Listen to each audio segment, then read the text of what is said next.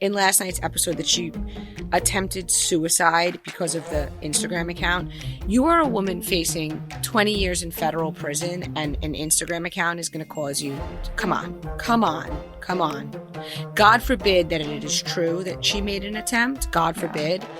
I would have to believe that is the sum of all parts and not just the Instagram account that, you know?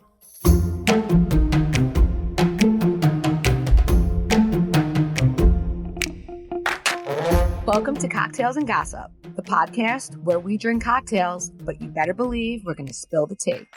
We chat reality TV, celebrity blinds, and the hottest tea from BravoandCocktails.com. And as always, it's all alleged and just for fun. We do not verify our blinds. I'm B. And I'm Amanda. Let's get into this week's tea. What's up, cocktailers? Hey, cocktailers. So, as you know, it is December and it's the holidays. And we got a great present of 4 episodes of Miami. So I feel like we should start there. So B, what are you thinking? We love Miami. I mean, they came out of the gate incredible. The hot mic moment. I actually, Amanda, have a mutual friend of Vito. Vito is the guy that Lenny has that hot mic moment with in the kitchen. Everyone's saying, who is he? I had the same question, and a friend of mine reached out to say she went to the University of Miami with him. She said apparently he was the hot older guy. I guess older meaning like he was an upperclassman. She must have been like maybe freshman or sophomore. And she said he's a big promoter. He works or worked in the club world. I don't know if he still does. I assume that's how Lenny and Lisa know him.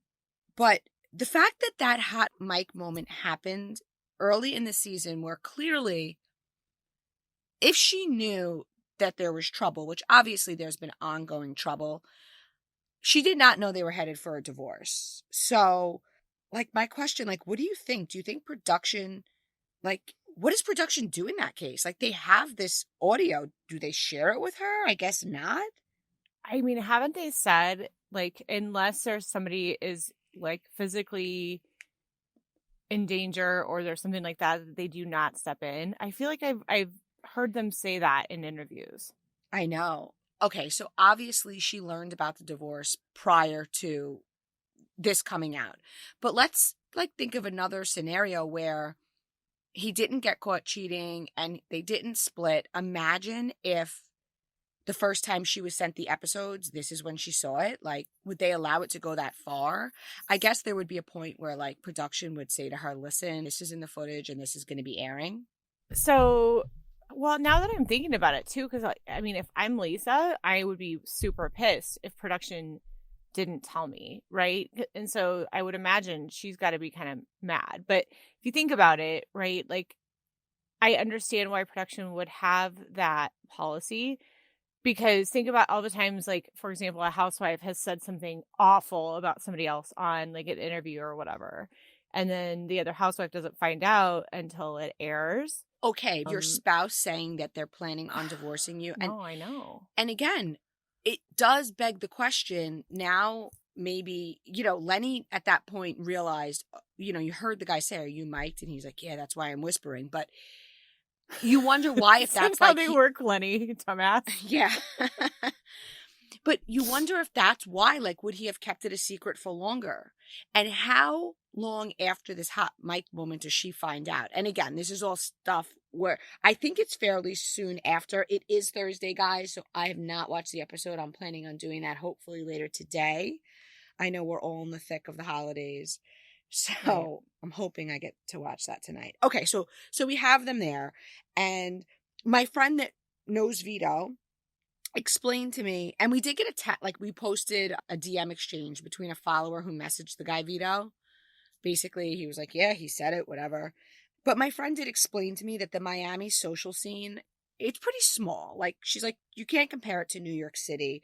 Like, everyone knows everyone, even if there's like an age difference, right? So if they're in their 40s or in Lenny's case, 50s, and this guy's in his late 30s, whatever, like, that doesn't really make a difference because, and we know that they throw these parties with all these young people. So it does make sense though, right? When you picture the Miami scene and you know now that like the wealth and the movers and the shakers are like all connected because it's a small scene, it makes sense why the show's so good. We have these real relationships.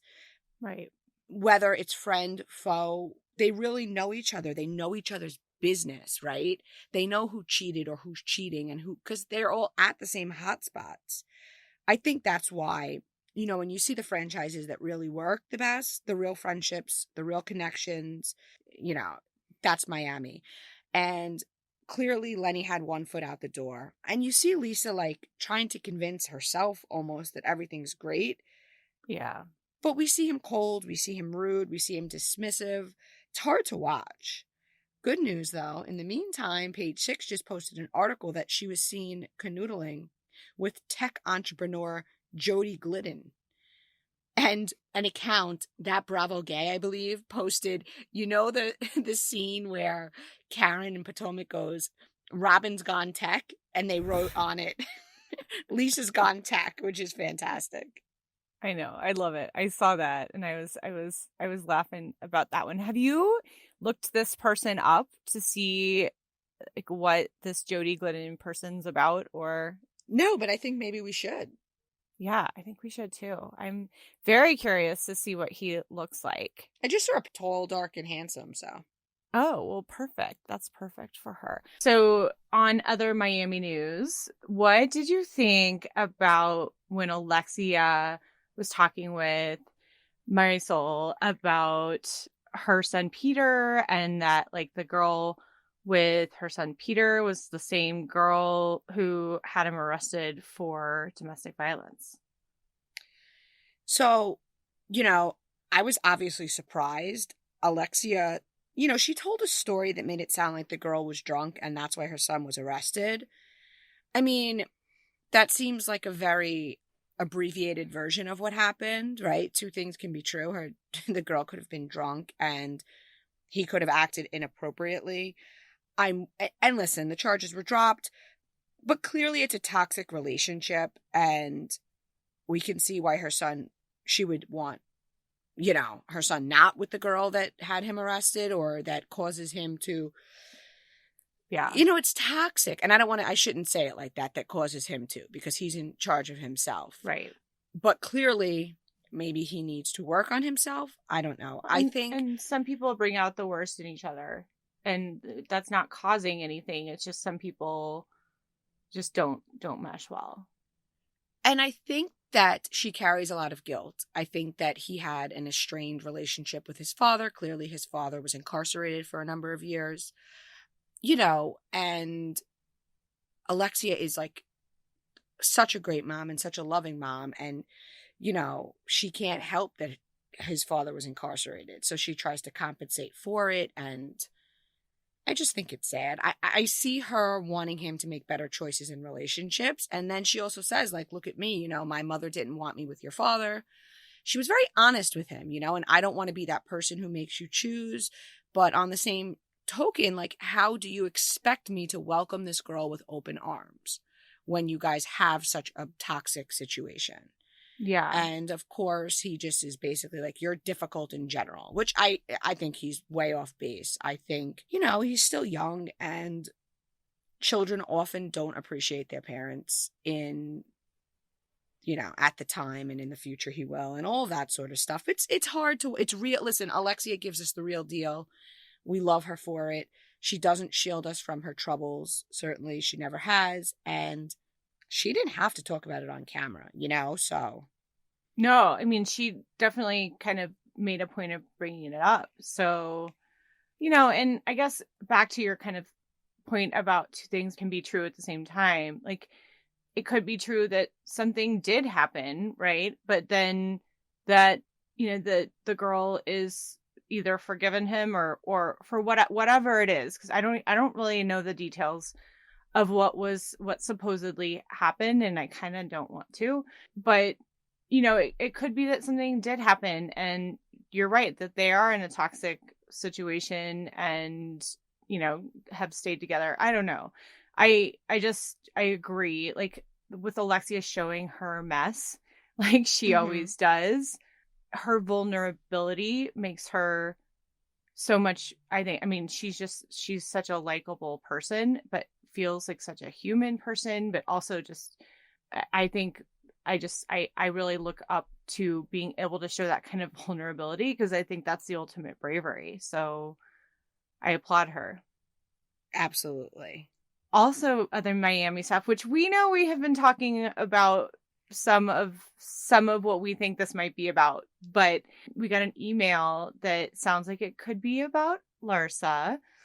So let's read it. It's from Ball and Boy. Email is milf@miami.com. Subject is not all in the family. His parents are not happy about his quote unquote friends. This housewife can claim that they are just friends all she wants. His parents do not love the idea of this friendship. It is odd and, quite frankly, uncomfortable for all of them. I mean, I have to say, he was at her party that she had. This was filmed in the spring. We're like 8 months away from this. And he was just with her at her Watch What Happens Live appearance with Lisa in the audience. Now, you certainly can be friends with people. Your friends who travel to New York together, your friends who are always together. I mean, come on. Do we believe they're just friends? I don't believe they're just friends. Again, this is an email. This is not a source. I don't know that his parents aren't happy. This is an email that we received. Right. I mean, it just makes sense. It tracks, right?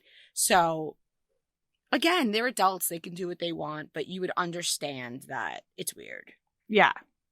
Yes. I also, speaking of Larsa and Lisa, I hated them fighting. And I think that we're going to see, because clearly we do know that when everything came out, Larsa and Lisa were like together. They went at Carbone. We had that whole, we got that play-by-play. We posted about that before it was, on page 6 or wherever. Yeah. We had a cocktailer who was there and witnessed it.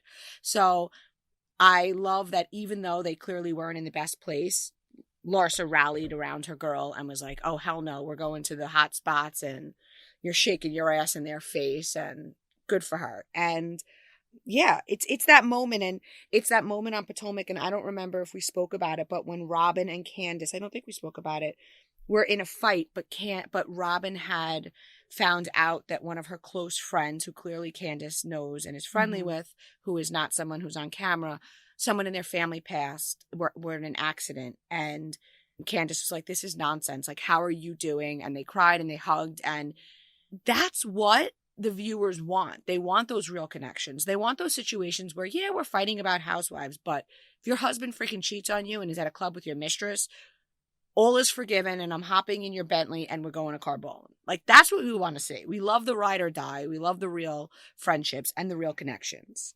Right. That's exactly what tells you there is that real friendship and there is that real connection, because if it were a lot of what we've seen, a lot of other situations, I mean, some people would be sitting there and gloating as they're seeing, maybe not so much the Robin situation, but if somebody really hated Lisa, maybe they would gloat that her husband, is being seen out on the town, and it, or not even like hated if there wasn't a true bond beforehand, right? Like, if you're really friends with somebody and you have differences with them, you're there with them through divorce, through death, through all those things, regardless of where your friendship is at, because at the end of the day, that's your friend. Right. Whereas if you're castmates, it's different. And I think that's why we see fans loving Potomac and loving Miami so much, because they know genuine. And I really, truly hope that they casted the new Roni correctly, because that is going to be the it that makes the show a hit or not. Yeah. I totally agree. We were just sent a video last night of all of them at Erin Leachy's 10-year anniversary party, and they were all there. But like, what I want to know is, were they thrown together? Did they know each other peripherally, which is not the same as Right. having a connection or a friendship or even a faux ship with somebody. Like, did Scout in the City know Erin Leachy? Were they girls? Did they go to cocktails together?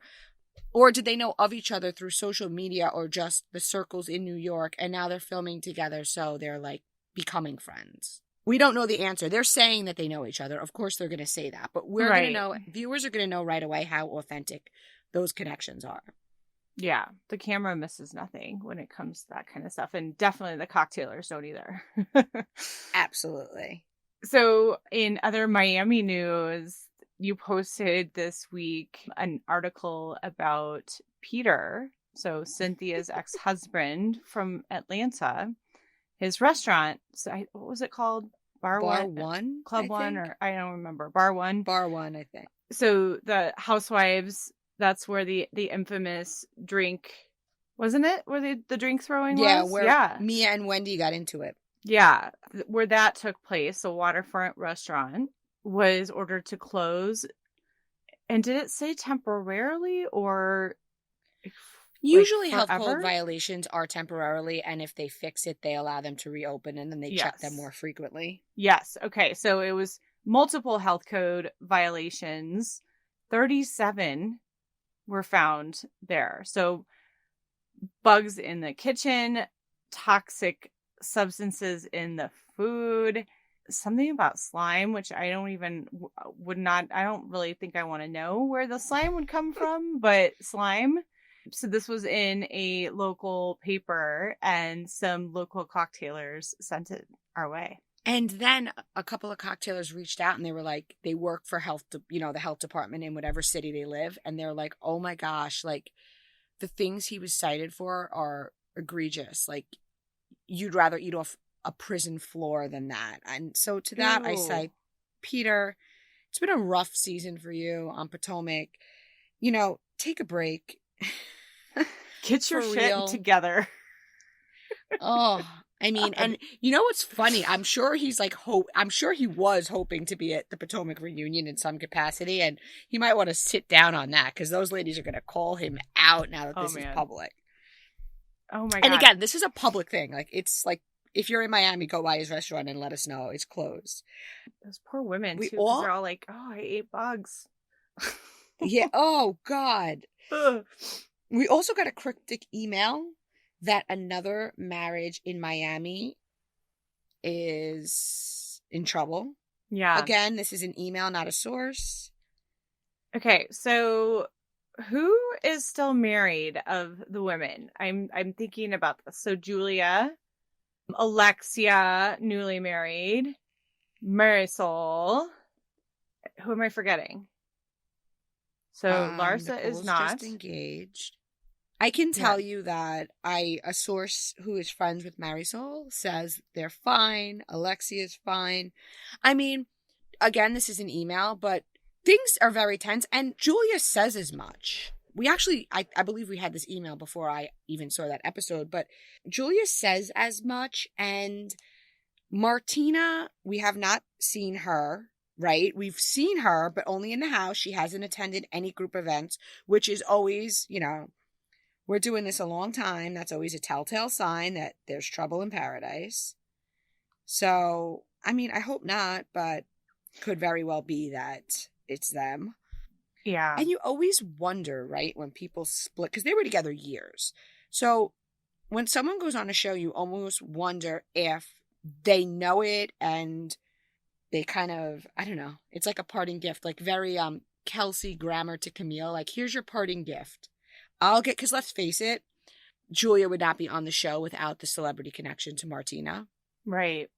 And I mean, Andy has like bragged about it. I mean, she's a big deal. If you're a sports fan, Martina is a legend of the tennis world.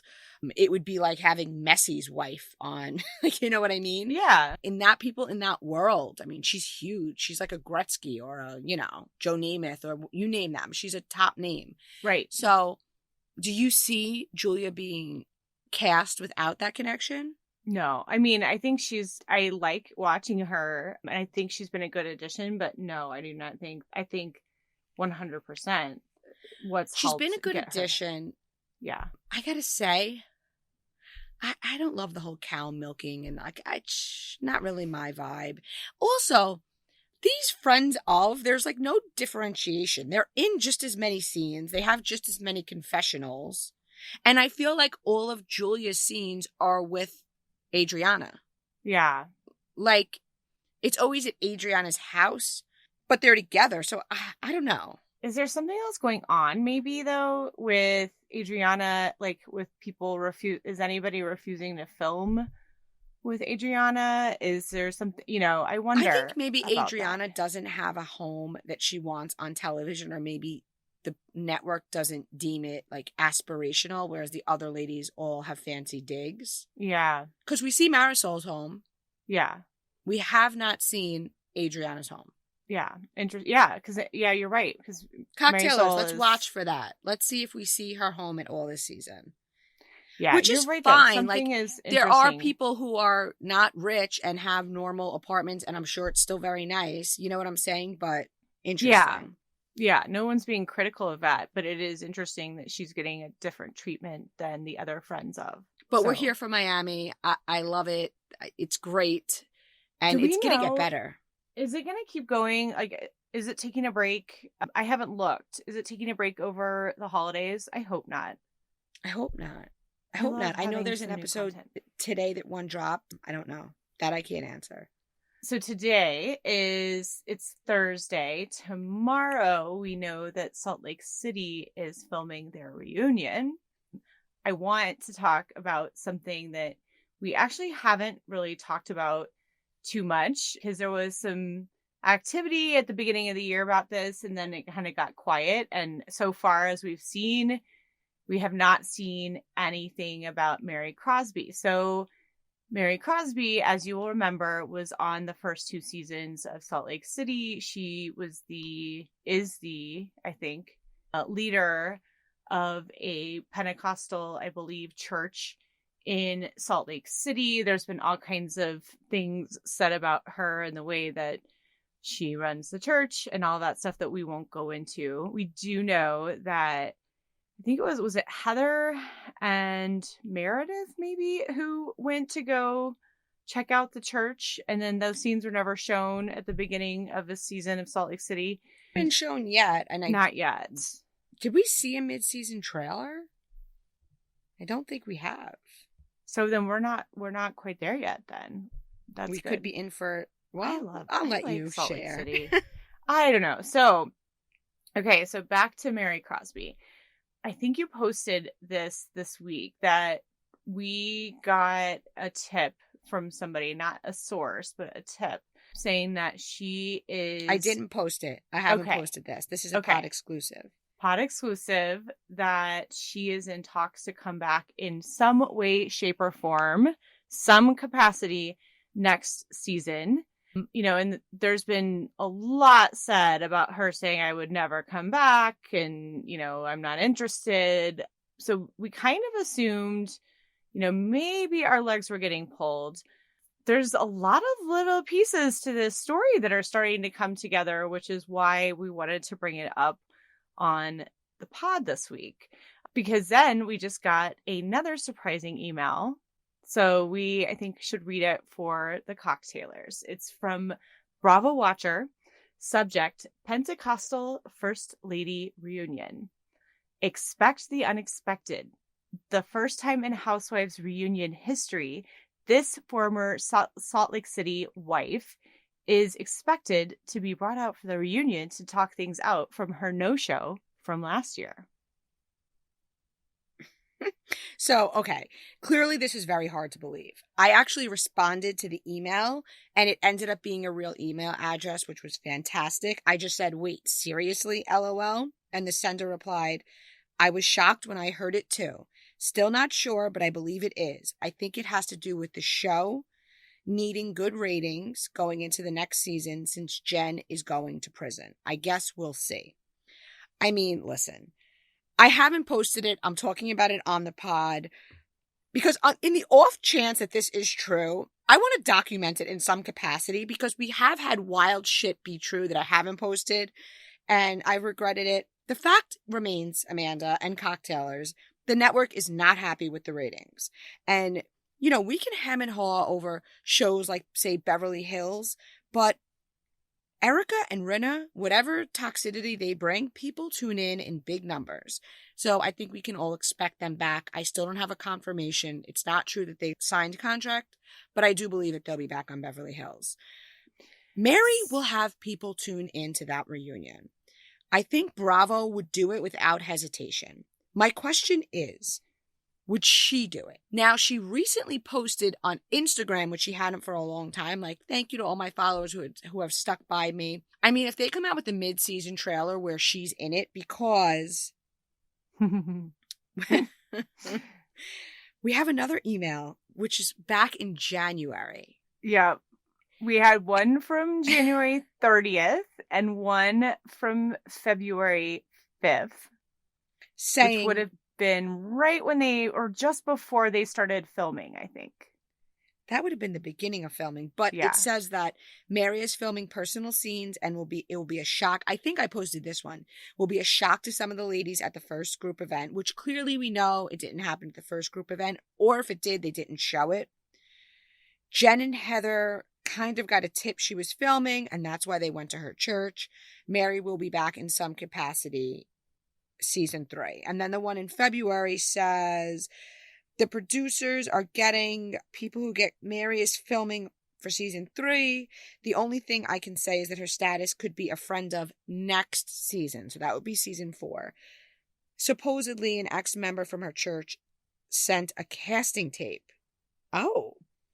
So it's very interesting. These rumors keep flying. I do know that they are currently casting for Salt Lake City. And that's wrapping up now. So, I don't know. All things are possible. All things are possible. We're going to see some new faces. Some people are saying maybe they should pause for a while because they're not. I know you're loving it. I'm enjoying it. I don't see them pausing. I really don't. They've invested in these women. And Lisa Barlow is such a... Heather Gay is a fan favorite. I do think that the people they brought on, the Angies and Dana, I think they're sort of, there's nothing wrong. They're perfectly fine women, although Angie Harrington annoys me. I don't see them back on next season. So I see them getting replaced. I think if Bravo could secure Mary, I say that they're going to do it.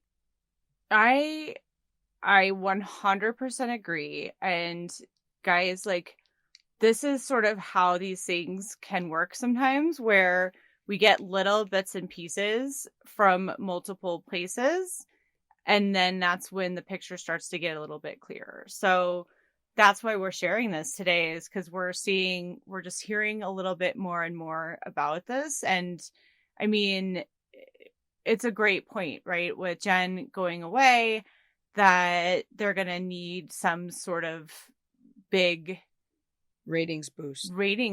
Yeah. And so I did want to say, like, I am still really liking it. I'm not loving it as much as I have in the past. I feel like they're kind of getting into this, like, little bit of a sophomore slump where they're, you know, doing some storyline stuff that might not be as genuine as they want us to believe. You know, some of the housewives are doing that. I also want to say a couple of things. I think Angie Katsanevis, I actually would like to see her come back. Yeah, I think I have to be honest, a source told me they don't think she's slated to come back, and things can change. You know, like, if she doesn't the audience want to reacts more positively to, I don't know if she's gung-ho about it. Yeah. I think she's kind of on the fence herself. Yeah. I think I see potential in her. And I don't know what's happening, but, like, I'm really starting to like Lisa Barlow more this season. Oh, I love Lisa's a legend. I mean, she's too fun. Like, she's not even intentionally funny, but she's funny. Yeah, she's a little bit of a caricature of herself. And part of it, too, was just, I thought she was just kind of mean and a little holier than thou on previous seasons. But I think this whole situation with her and with Meredith has kind of brought her down a couple of pegs, and I've seen more of her humanity this season, so I have liked that. I don't know. Well, and then we're hearing that someone with a connection to Salt Lake City told me that Jen Shah will be at the reunion. I mean, so my confusion is that the network completely shunned her from BravoCon. But what we're seeing with that is that that's sort of going forward. And let's face it, at BravoCon, they had so much talent there. She wasn't needed. However, they could pull out. I just want to just jump in and say something really quick with the BravoCon thing too. Like, there is a certain amount of liability I could imagine that they would have had too, with having to get, keep people safe and have security and stuff like that they did not plan for her. So I could imagine too, it could have been almost more of an HR call of like, she's, we're not going to feature her. And, so we can't be driving her in company cars. We can't have her at some of these events. We can't have her on stage, that sort of thing. Anyway, didn't mean to interrupt you, but. No, that's a great point. And so you have Bravo saying, yeah, well, she signed a contract for the season. We need to give her a chance to tell her story. Does that look like she's there, but maybe not on stage, but then we see cuts to just her and Andy? You know what I'm saying? I hear she's going to be at the reunion or, featured in some way. Did the crappy ratings influence this decision? Is BravoCon happening after the guilty plea? Like, that's why? Or I think your security issue is a good point. But her contract includes a reunion. So, lots of thoughts and questions. I am hearing she's going to be there. I really hope we get some boots on the ground info tomorrow. Yeah, we're going to put out the bat signal on that because we're going to need to hear as much as possible. I think there is no reason she wouldn't have been. I think that, them, Bravo coming out and saying that when she put in her guilty plea, like that was the easy answer at that point for why she wasn't at BravoCon, right? Because I understand it too, right? Like they're further putting her on a pedestal in a BravoCon situation versus calling her to the carpet and like making her answer for some of the things that she had, the full on lying and gaslighting and things that she has done, not just regarding her crime. In last night's episode that she attempted suicide because of the Instagram account. You are a woman facing 20 years in federal prison, and an Instagram account is going to cause you. Come on. God forbid that it is true that she made an attempt. God forbid. I would have to believe that is the sum of all parts and not just the Instagram account that, I agree. And I don't like weaponizing that against the other ladies. It's not okay. It's pretty low. So so I'm trying to think if there's anything else I wanted to say about Salt Lake City before we kind of move on from that. But yeah, I mean, if we're putting money on this, my money is on her being there. And Bravo, here's another interesting question for you. If she is there, do you think Bravo goes all out to keep it quiet, or do you think they want to leak it on purpose? I don't really think they go all out to keep things quiet. If they did, our accounts wouldn't exist because they would tighten it up, right? I think they're okay with leaks here and there. Listen, it makes buzz. It creates buzz. It brings viewers. It all turns into dollars for them. Well, if she's there, every account's going to be posting and people are going to be tuning in. So why keep it quiet? You want people to tune in. If it's quiet, then no one's going to be watching to see it. Here's a prediction. So they say Jen is there, and they probably would have to explain it to some extent. So they say, and then they say, and there's a mystery guest, and they don't say it's Mary, and they blur her out in the video, and they just show the wives' reactions as she walks onto the stage. Ooh, let's see. For real. I guess we'll see. Hold us accountable, guys. Let's yes. Let's see how this plays out. Let's see if we have the chops.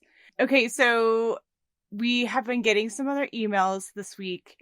Multiple, I would say, actually over the last couple, about some other housewife cities that either are being cast or that have been doing some scouting and that sort of thing. So we've heard about New Orleans, and then we've also heard that Las Vegas could possibly be a new location for a Bravo show. So First of all, I would like to point out that I pronounce it New Orleans. Oh, is that wrong? I don't know. Tomato, tomato. Not from Okay. there. New Orleans is how I've always called it, but that could just be. I feel like this is a tomato, tomato. Okay, we'll pull that on the site. We guys. will pull that. Or somebody from there tell us the Right. proper way, so that I can fix my errant way as if I am pronouncing it wrong. For whoever wins many owes years. the other round of drinks. Perfect. On it. Okay, so we have heard they are casting for a show, not necessarily a housewife show, but a show in New Orleans. So I just want to say, I've been to New Orleans many times to visit friends. And I have to tell you, now I'm probably going to have this wrong too, New Orleanians residents. What is that? I don't know. People who live in New Orleans. Like Martians. What would you call them? You're a New Yorker. What do you call somebody who lives in New Orleans? New Orleans. People, I don't know. New Orleanian. I don't know. Okay. I don't know. Roast me all you want, guys. I deserve it, I'm love sure. It. This is one of those things I probably could have taken a little time to do a little bit of research on, but I like New Orleanians, so I'm going to run with it until somebody tells me I'm wrong. But these people who live in New Orleans, they really live. I've got to tell you, I mean, they, not just Mardi Gras, which Mardi Gras is so cool, because if you are not familiar with Mardi Gras, there's obviously lots of parades and parties, but there's the people who live there are in these things called crews, and you kind of pick your crew, and there's usually a charity element, and there's always like a gala ball that is associated with it, and then there's parades. Like, it's the craziest thing being there. Because if we have any cocktailers who live there, can you invite us to be in your crew and take us to your parties and your parades? I love it. Oh my gosh, please. We will record a special episode of the pod down there. But I don't know. I've been there multiple times, and it's literally always a party. You'll be there in like 2:00 in the afternoon. A parade will just start going down the street. There's Halloween is nuts there. That has been really fun. I've been for that. And then like crawfish boils. So I love this idea. And because it is a very small community who, has lived there for generations, kind of similar to Charleston, where there's, I think, a lot of younger people who kind of move there, but there's families who have lived there, literally generation after generation. And so people know each other. So I think this would be an amazing backdrop for a new housewife the real show. Connections that we're talking about. Yeah. Because, they know each other, and like, not just know each other, like, have known each other for a long time, and probably have beef and alliances going into this that have nothing to do with drama just made up for a TV show. And the homes in New Orleans are breathtaking. There's insane restaurants there. So the restaurants are insane. The food is so good. We got to go. We got to do this. And there's like a different culture. It's something unique. It's a whole different vibe that we haven't seen as Bravo viewers. Well, there was the Southern Charm NOLA, which so many followers ask me all the time, why was it canceled? Is it coming back? So maybe we could see some of those faces on the show. They are not currently billing this casting as housewives, although I have heard them hint that it's possible. I think Bravo is leaving that open because I think they want to be open-minded going into casting. Because remember, a lot of their other shows, Summer House, Winter House, Southern Charm, they've had great success. So it doesn't have to be a housewives show. But if they find those women, it could be a housewives show. So we know with certainty that something for Bravo is being casted in New Orleans or New Orleans, however we say it. Now the Vegas show. So this was in part of the New Orleans email. I've heard whispers before. My source said to me that he has always heard that Bravo is like off-put about a Vegas show because apparently there's a tacky show on I don't know what I'm assuming Netflix or something like that about like Vegas wives. I don't know, something like Oh, that. Yeah. But what I said to him was, I know that Jacqueline is on the short list for Ultimate Girls Trip. Not that she's on one that's filming right now, but she is on the list when they do their next round of ex-wives or whatever it is. And she lives in Vegas. So, you I know, mean, who do you think it's possible that she perhaps was the one to pitch the idea? I think it's possible. I think that she would want to be back on television. I don't believe, she left for a variety of reasons and she had to move for financial reasons. So I don't know Vegas other than, it's a party and gamble town. Like I've been there, but of course I went to the strip and did that whole thing. Right. I'm cool with it. But as a housewife show, and again, cocktailers, let us know. Neither of us live in Vegas. Is it something where there are these women with these lifestyles that are connected that we could do it? Or would it make more sense to do like a Vanderpump Rules style show? And if they were going to do a crossover, we know that they filmed Vanderpump Rules at Lisa's location in Vegas, which Garcelle's son Oliver works at.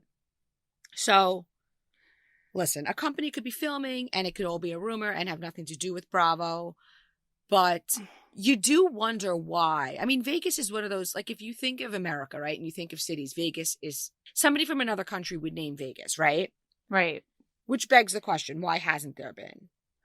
Okay. Well, I actually have some thoughts on this because I have been to Vegas many times. Sometimes I've had to go for work. I've gone for, for fun. I think I mentioned that I was actually there a couple of weeks ago. Here's my thought. So I have a dear friend who lives in Henderson, which is 10 minutes away from the strip. So it's, according to her, a lot of people who live and kind of work in the, on the strip or in the strip or around, Old Vegas, all of those places actually live in Henderson. They don't live in actual Las Vegas, which, having just been there and actually been between the strip and Henderson, it's super close. So that would make sense to me. I also am just questioning. So with the Vanderpump Rules, the cocktail garden there, it is in Caesars where there's a bunch of shopping. I wonder how they could film a show there because the entrance to it like opens up within a mall, essentially a mall. Yeah. And so like it's so loud and cavernous. Like I don't think they would be able to, and then you can go in and I'm sure there's places that are quieter, but that has always seemed interesting to me. Cause I'm like, how would they actually film a show here? And then with so many of the restaurants and places there, they're next to casinos, which is just a nightmare from a sound standpoint. Like the Mastro's, Mastro's is one of my favorite restaurants, like anywhere, and there's multiple, locations in the country. The Mastro's there is like next to the mall, right? And some of the Giada is like upstairs from a casino with all of the, all of the dinging of the slot machines and that kind of thing. And so I'm like, I feel like logistically it would be kind of a nightmare just and maybe to try that's to why they film haven't it. done it. So, I mean, I remember, and I'm sure you remember because we're old enough to remember Real Housewives Vegas. And I remember that being loud now that you say it. Like when they were on the casino floor, remember they lived at the Palm and they had that fancy suite. yeah. But it was like, and I do remember like the cast like screaming a lot, like, and it was loud. So Yeah. I don't know. But, We'll see. I would love to see New Orleans. Back to the whole like Henderson and Vegas thing. It's not that there's anything bad about, Salt Lake City. A lot of the women actually live in Park City, not in Salt Lake City, and Park City's 30, 45 minutes away from there. I just don't, the other thing my friend has said is it's a very transient town. And so there's a lot of people who are in and out and don't, not a lot of people. roots. Yeah. And the people actually who live there don't like to go to the strip. So I don't know. We'll see. We'll see. So, we have to talk about the Beverly Hills thing that I sent you. I saw this. So that's what's so funny. I don't watch Entertainment Tonight. It's on like sometimes right when I'm kind of cooking dinner. So I happened to turn it on. That it was, I want to say maybe Tuesday or Monday. It was Monday maybe that it was on. And I was like, oh, I got to see this thing about Kathy Hilton. And I yeah. mean, so she does this interview with ET. I mean, shady boots. Kathy is so shady. So at her house, showing how she makes wreaths, right? Like she loves this kitschy angle. And I Yeah. personalized them. And I made one for Rihanna with all stuff she loves, like as if she's so acquainted with Rihanna's preferences. And then she like casually goes, and I made one for Lisa. You know, she's so easygoing. Talking about Lisa Rinna, okay? And I made one for Sutton. And of course, Garcelle. And Garcelle sent me this. And this is your thank you. Wishing you and the boys a very Merry Christmas. And I love you. And I can't wait to get together with you again. Gushing about her. Mm-hmm. No mention of Crystal, which I don't think necessarily means anything. Erica, which could mean something. No mention of Kyle. Yeah. So I reach out to like my Beverly Hills source and I'm like, come on. He's like shady. But he goes, listen, Rick just was bought. Rick was bought out, by his partner at Hilton and Highland. You know, so that was probably a huge payday. But she's not speaking to Kyle in any capacity. He said to me, there's just so many layers of this. He's hearing that the success of the agency has really been a big source of contention between the families. We thought they were over it, but you know, there's agencies worldwide, and now Hilton and Highland, he, you know, was bought out, and it exists, but it seems like sort of irrelevant in Hollywood. I mean, we see on Million Dollar Listing LA, no mention of it. Buying Beverly Hills, no mention of it. So this runs so deep. Yeah, agreed. She just seemed extra kooky on this. She's in her pajamas, right? Which we know that she's done this line and she explains it. But she's in pajamas. She puts the little dog in this like little Christmas carriage. She talks about how she's been collecting Christmas for 35 years. I mean, it is. Oh, the other thing that you guys I think would think is interesting is they're like, so where do you put all this when it's not Christmas? And she said they have a storage room under their pool that it's like 2,000 square feet. That's just to put all this Christmas crap in. Must be nice. Yeah. I mean, I don't know. So what are we thinking? We know that they're supposed to start filming in about a month. What are we thinking? Who's coming back? So again, nothing is confirmed as of right now. My feeling is that we can expect them all back. I did hear perhaps a demotion for Crystal and or Dorit. I'm not even sure if we'll have confirmation on that when they start filming, because as we know, that could depend on what's going on during filming. Right. Because there were rumors that Dorit was going to be demoted, and then, you know, sadly, she had that awful storyline of being robbed. So they'll be back. And I think that Kathy will be back in some capacity, because she's publicly saying that her and Lisa are fine. She's doing all these interviews. If she wanted to fade into the woodwork, she wouldn't have gone to the People's Choice dinner, right, with them and sat at a table next to Lisa. Right. Yes. So, and the infamous awkward video from Kyle. And then we got that email that floated out Heidi Klum and then Kathy's friend Ursula, which I had heard her name before. And I was trying to picture where I had heard it, if it was from another email or what. But I had heard, I forget Ursula's last name, but we got so many of those. We've gotten so many of those emails. I can tell you that Heidi is a no-go. My source confirmed. She's not even been approached. That's the good thing about posting everybody we get, because people reach out to me to confirm or deny. The source did not deny Kathy's friend Ursula. They didn't confirm it, but they didn't deny it. And true to Kathy form, she posted on Ursula's Instagram like, hey, you joining? Like, come on, Kathy. No one believes this is how you're going to communicate with your friend. You're going to call her and ask her. I mean, listen, we talk so much shit about Beverly Hills, but they keep us entertained and they keep us engaged. They do not cause us to disengage. Also, we're going to move on to White Lotus because I know everybody wants it. But before we do, I want to do a little side note. Pagers, you hear me? pagers, so you know who I'm talking about. Followers will not stop asking me about Craig and Paige. They have not split. There was a rumor that they split, but they don't post each other. Last night, all of our cocktailers were on our Zoom. It was so much fun. And we talked about this a little bit, and a cocktailer had a very good point, or it was Amanda. I forget because, you know, that's what I do is forget. But their point was they're trying to be the antithesis to Carl and Lindsay, which is like they've branded themselves together. And somebody said that Paige and Craig want to kind of come out and be like, we are reality personalities and successful in our own right. Because at the beginning of their relationship, if you remember, there was a lot of like, oh, this is for show. This is only to like get another spinoff or whatever. So I think they're purposely doing that so that they can have success in their own lanes without it being like they're successful because of one another. I think Paige is really smart. By the way, that was a cocktail partier who brought up that point. That was not me. I can't take credit for that. But I agree with that because I think I do see that, and Paige making that, like, they're not hiding it that they're together on their social media and they'll support each other.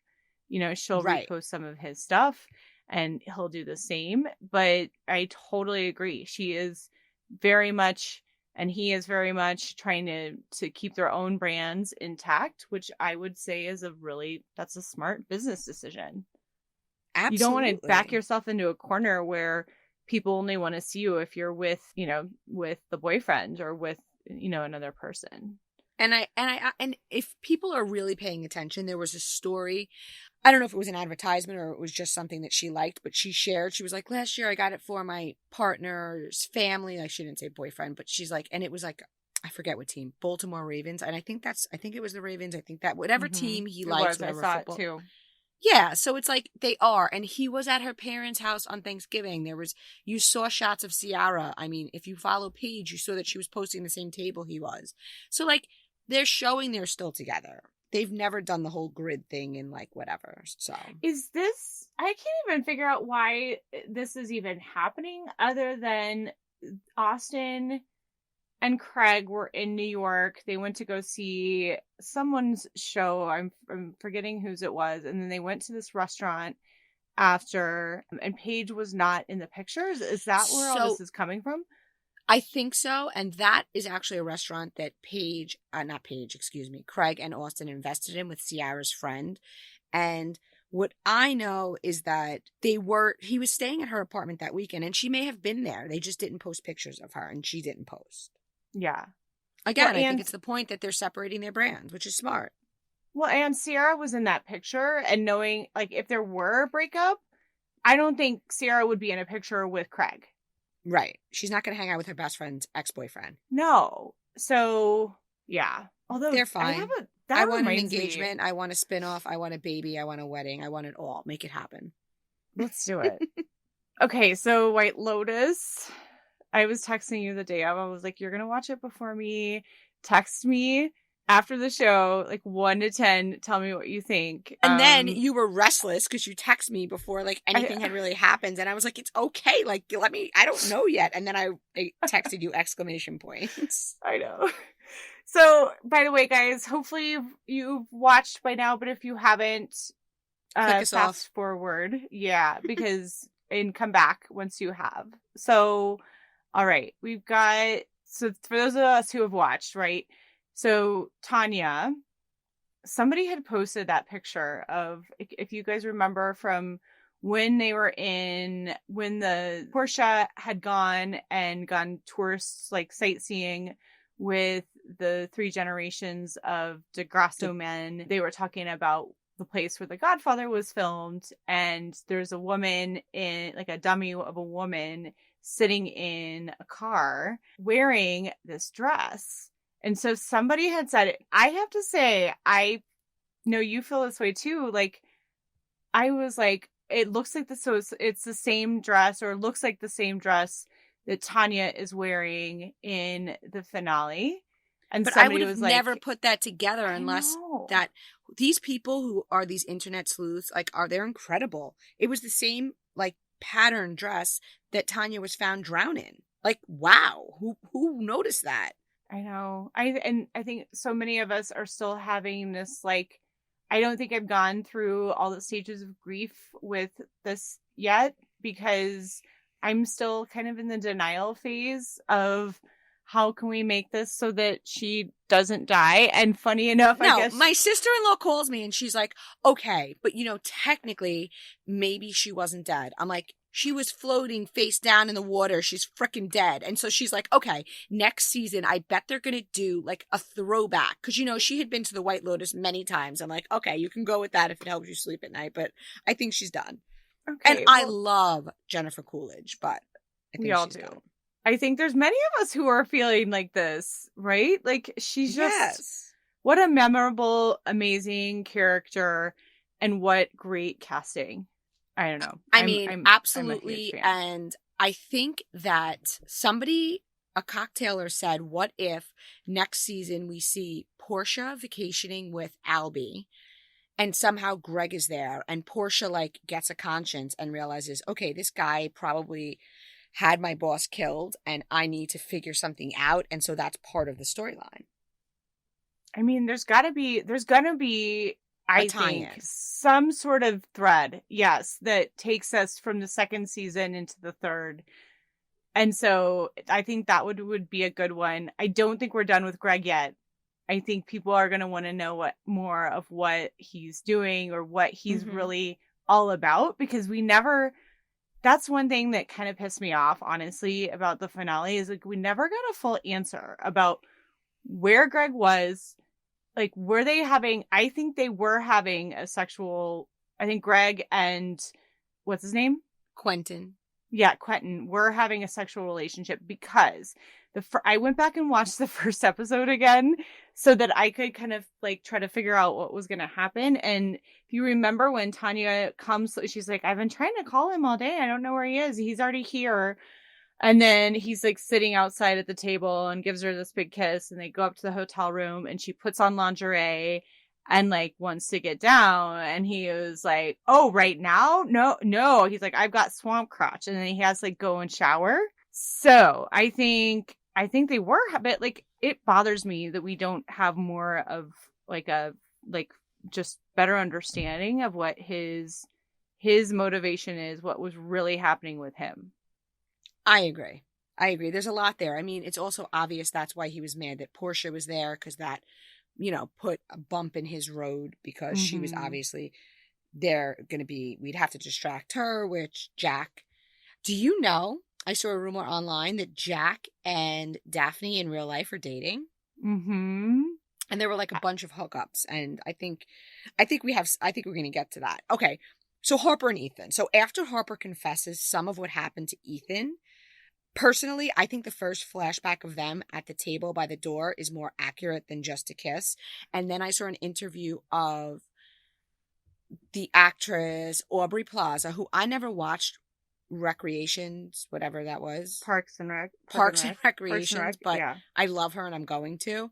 She basically says to Seth Meyers in this interview, she's like, bullshit, it wasn't just a kiss. What are you, crazy? So when Ethan attacks Cameron in the ocean, for a split second, and I'm sure a lot of us did, I thought one of them would die. I definitely think they tried to throw us off by having them fight in the water. Yeah. And then that was right around the spot that Daphne later found Tanya's floating body. Right.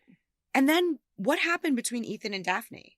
Like, okay, her reaction is so her. Like, she looks sad for a second. Then she leads Ethan to some remote part of the island where they may or may not have engaged in a sexy revenge. When Daphne's on, I mean, yeah, I think I know. Did. I think 100%. I think Daphne is like also like I think both Daphne and Cameron they both have like some kind of screw loose, or you could even go as far as to say like they're sociopaths, or I don't know quite what the right word would be, because you see it. I mean, I think that the whole scene, you see it on her face, right, where like her face clouds for a minute, and like I was watching it and I'm like, gosh, like you haven't seen her freckles the whole week, and then all of a sudden this last, like she just looks really vulnerable. You see her Mm-hmm. freckles, and then you see like her face change a little bit, and then you kind of see the wheels turn, and then her kind of make her mind. And then, that island where they walked to has all that mythology around it. And I mean, I think 100% they went over there and she took him over there to seduce him.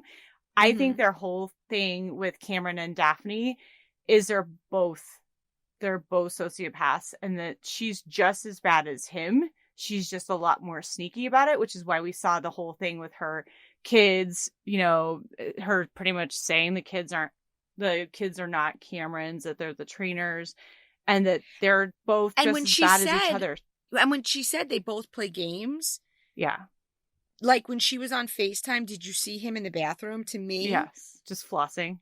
it was so obvious in that moment that like he took his time to get to the phone, and then when he gets there, it was like a very detached hey buddy. It confirmed Yeah. to me that the kid isn't his and he knows it. Yeah, I But mean, that's why they sociopath, belong together, right? Like, I think that's right. the whole point, is like they work together because they both do this stuff. And like, yes, I agree, sociopath, because it's not just their relationship they're messing with, it's, Yeah. these two innocent people, but like for them, they're obviously okay with how things are. And they And know then it.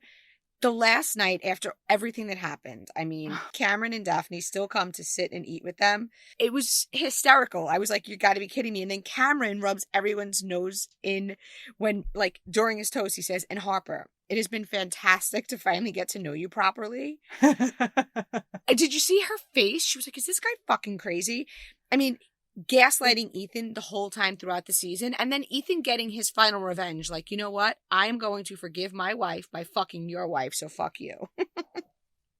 Totally. I don't know. It was I don't know. I didn't think that. I thought maybe Cameron, the whole like Cameron and Harper story, that too, like, because I went back and, as I mentioned, watched the first episode, and in the beginning they're talking about how she's an employment lawyer, and then Daphne's like, what is that? And he was like, oh yeah, we've had a lot of complaints, but they're all bullshit. And Harper's like, well, they're not actually all bullshit. And Ethan talks about how she's the star lawyer at this employment firm. So I was like, I thought something was going to happen. Yeah, about those rumors online. So there's all these rumors online that several of the younger White Lotus characters hooked up during the making of the show. And I mean younger, meaning that none of the people who are married, right? We didn't hear that. I'm curious. I did hear that Jack, the British guy who fucks his uncle, and Daphne hooked up, which it's funny because in my mind, I see Daphne as like this established married woman. In my mind, he's a kid, but obviously they're both single and good looking, so it's totally possible. I love that for them. And so the actor, Theo James, said when asked, because he was asked in an interview, and you know what else is great about this show? With the exception, well, Aubrey Plaza is very well known, but she's a character, so she gives great interviews regardless. But except for Michael Imperioli, like Jennifer Coolidge is very well known, but she's also a character. And everybody Right. else seems to be really enjoying this new success, and they're just spilling the beans, which we love that. And it has My brought so much more interest to the show, obviously. I mean, there's been so many great memes too. Like, I've been really enjoying all of the Jennifer Coolidge, like, the gays are trying to kill me. There's been so many great memes just of that, the whole boat scene, her when she goes on her rampage, and it makes me so happy to see there's so many other people that are just as into the show as we are. Because I mean, Yes. everyone is like, oh my gosh, are you watching White Lotus? Everybody. Yes. And if someone says no, I'm like, oh my God, are you okay? Get HBO now.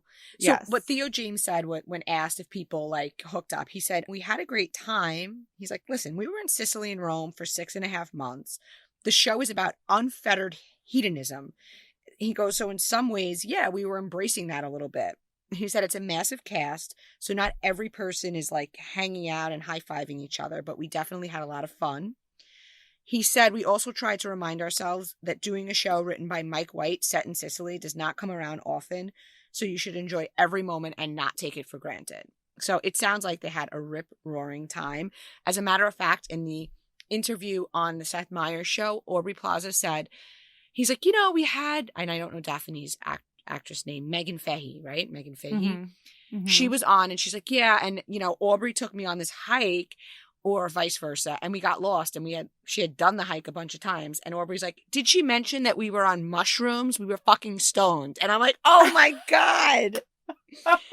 Yes. Like on a mainstream. Is Seth Meyers on like regular television or cable? I don't even know. I watched it online. He's on he's late night after he's on NBC, I think.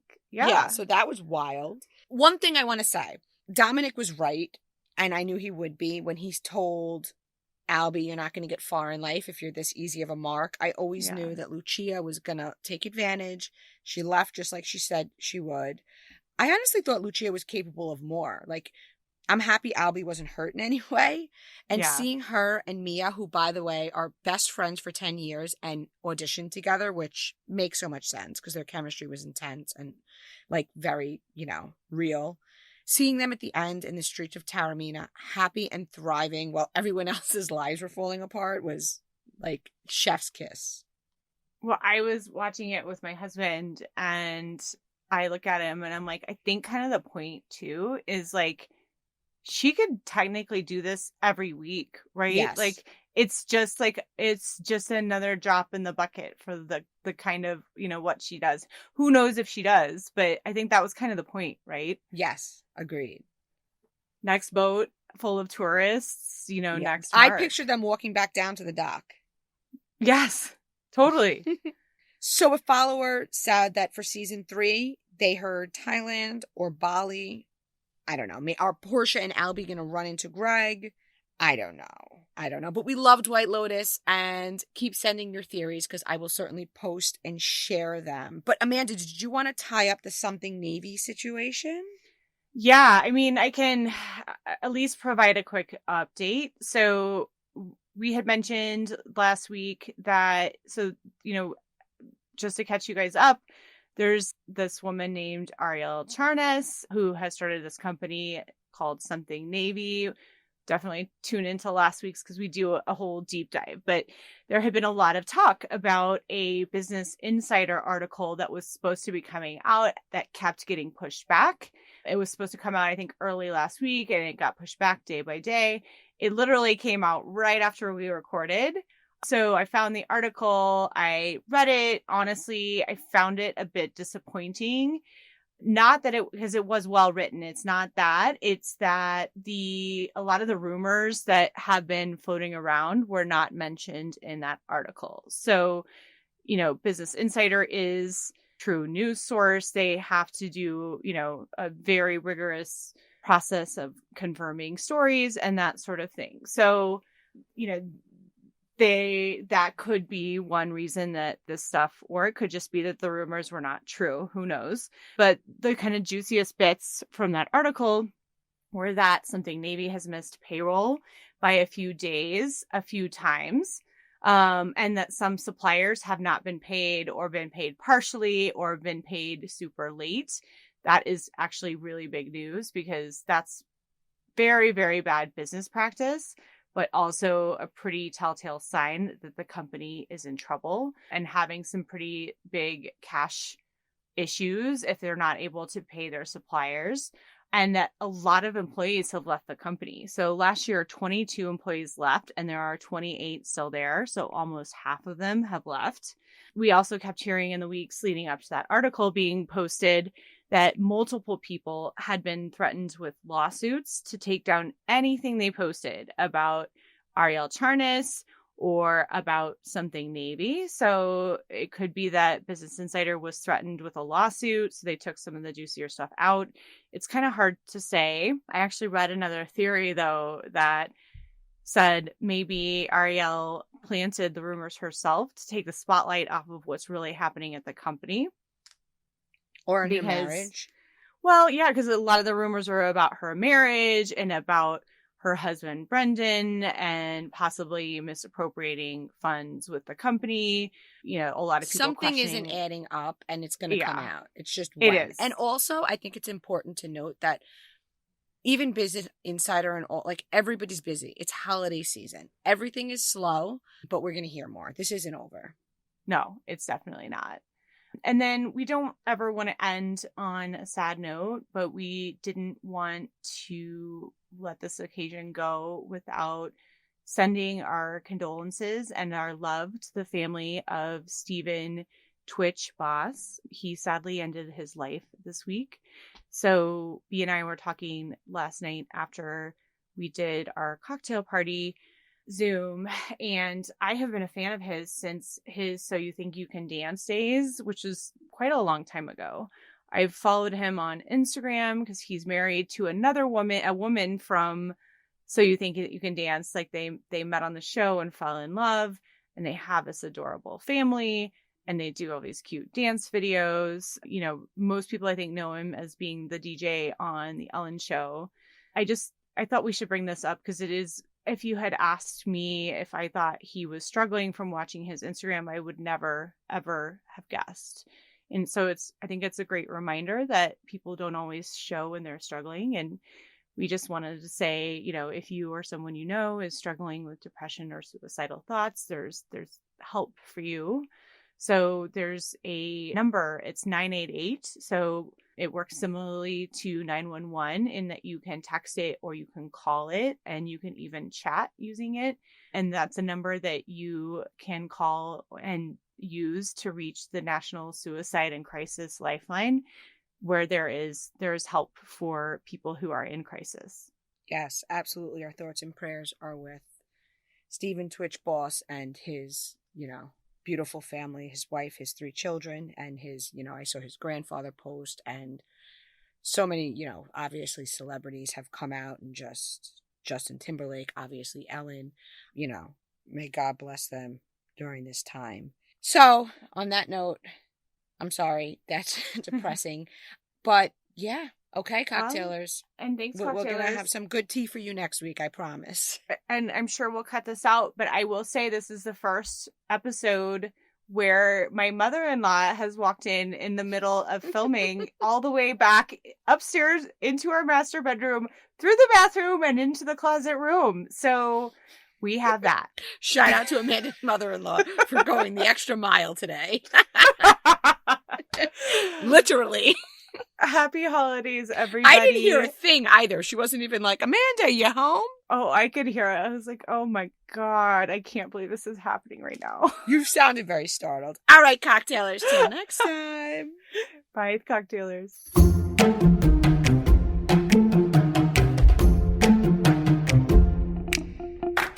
Thank you guys so much for listening. Just want to ask you guys a favor, just getting kicked off. So many people have been asking us to do this podcast. So please do subscribe. And if you've subscribed, go to your podcast app and hit those 3 little dots to share with your friends, but only friends who like good tea, because the ones who don't care about tea, then forget them. And don't forget, find us on Instagram at bravoandcocktails_. And check out the website, because some great tea gets put there daily that would get us kicked off of Instagram.